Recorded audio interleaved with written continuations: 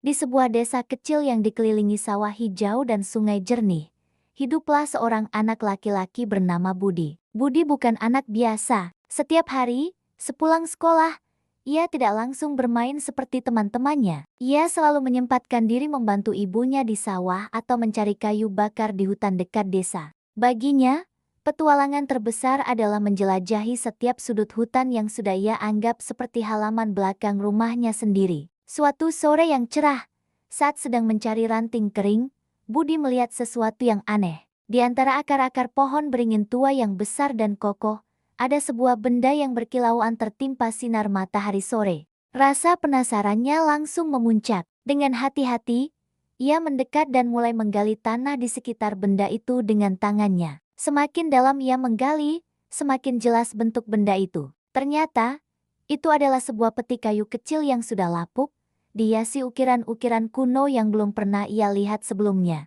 Jantung Budi berdebar kencang. Dengan sekuat tenaga, ia menarik peti itu keluar dari cengkraman akar pohon. Klik, terdengar suara kunci tua yang terbuka saat ia mengangkat tutupnya. Matanya terbelalak tak percaya. Di dalam peti itu, tersimpan puluhan koin emas kuno yang berkilauan, sebuah kalung dengan liontin batu permata berwarna biru laut, dan sebuah gulungan perkamen yang diikat dengan pita merah yang sudah pudar. Budi duduk terdiam sejenak, masih tak percaya dengan apa yang ia temukan. Ini bukan harta karun biasa, ini seperti cerita dari buku dongeng yang sering dibacakan ibunya. Pikirannya langsung melayang. Dengan harta ini, ia bisa memperbaiki atap rumah mereka yang bocor, membelikan ibunya pakaian baru, dan mungkin, ia bisa melanjutkan sekolah ke kota seperti yang selalu ia impikan. Namun, Budi teringat pesan kakeknya, kekayaan sejati bukanlah emas atau permata, tapi kebaikan hati dan kebijaksanaan. Ia tahu,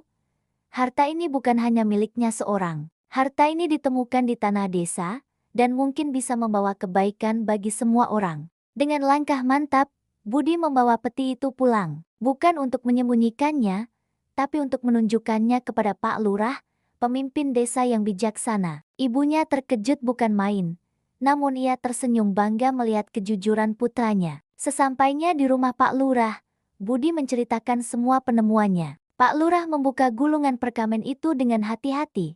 Ternyata, itu adalah surat wasiat dari pendiri desa beratus-ratus tahun yang lalu. Surat itu berpesan bahwa harta karun ini sengaja disimpan untuk generasi mendatang, untuk digunakan saat desa menghadapi kesulitan, atau untuk membangun masa depan yang lebih baik bagi anak-anak desa. Berita penemuan Budi menyebar ke seluruh desa. Semua warga berkumpul di balai desa. Mereka tidak berebut harta itu, sebaliknya, mereka merasa terharu dan bangga memiliki anak sejujur Budi. Atas usul Pak Lurah dan kesepakatan seluruh warga, sebagian koin emas itu digunakan untuk memperbaiki jembatan desa yang hampir rubuh, membangun perpustakaan kecil agar anak-anak bisa membaca banyak buku, dan memberikan beasiswa untuk anak-anak berprestasi, termasuk Budi. Sisa harta karun itu disimpan dengan baik sebagai dana darurat desa. Kalung permata biru itu dipajang di balai desa sebagai pengingat akan sejarah dan kejujuran. Budi menjadi pahlawan kecil di desanya. Ia tidak menjadi kaya raya dalam semalam,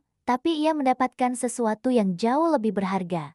Rasa hormat, kebanggaan, dan kesempatan untuk mewujudkan mimpinya. Kisah Budi mengajarkan kita semua bahwa kejujuran adalah harta karun yang paling berharga. Kekayaan yang ditemukan bisa habis, tapi kebaikan dan kebijaksanaan dalam menggunakannya akan membawa manfaat yang abadi bagi banyak orang. Budi melanjutkan hidupnya, belajar lebih giat, dan berjanji suatu saat nanti akan kembali untuk membangun desanya menjadi tempat yang lebih baik lagi.